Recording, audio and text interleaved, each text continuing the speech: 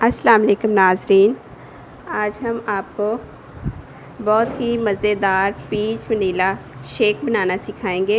ये बहुत हेल्दी और बहुत मज़ेदार शेक बनता है। इसके लिए हमें चाहिए 2 अदद पीच, इस साइज़ के पीच हो, 1 कप वनीला आइसक्रीम,